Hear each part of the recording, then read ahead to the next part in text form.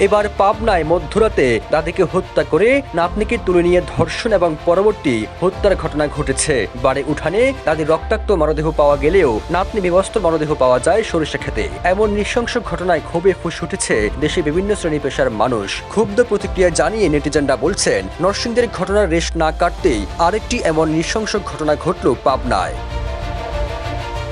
28 ফেব্রুয়ারি মধ্যরাতে হঠাৎ কান্নাকাটির আওয়াজ শুনে রাস্তায় বের হন স্থানীয়রা। পরে কান্নার আওয়াজ থেমে গেলে তারা বাড়িতে চলে যান। তবে এদিন সকালে বাড়ির উঠানে দাদি সুফিয়া খাতুনের রক্তাক্ত মরদেহ পাওয়া যায়। আর নাতনি জামিলাকে অনেক খোঁজাখুঁজির এক পর্যায়ে বিবস্ত্র অবস্থায় পাশে সরিষা ক্ষেতে মরদেহ পাওয়া যায়।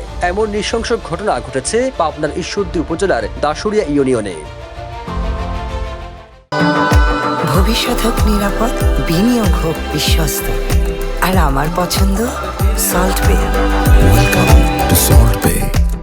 স্থানীয়রা জানিয়েছেন, শুক্রবার রাতে ওই মেয়েকে ধর্ষণ করতে আসে, কিন্তু দাদি টের পাওয়ায় তাকে হত্যা করা হয়। পরে নাতনিকে অপহরণ করে সরিষা ক্ষেতে ধর্ষণের পর হত্যা করা হয়। ঈশ্বরদী সার্কেলে অতিরিক্ত পুলিশ সুপার প্রণব কুমার বলেন, দুজনের মরদেহ উদ্ধার করা হয়েছে। বিষয়টি নিয়ে পুলিশ কাজ করছে। এই ঘটনায় আইনগত ব্যবস্থা নেওয়া হবে বলেও জানান তিনি।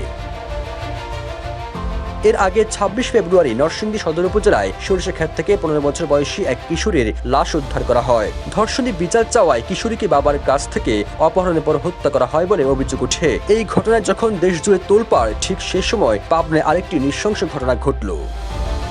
সবুজ আলম, নিউজ ডেস্ক, ইত্তেফাক।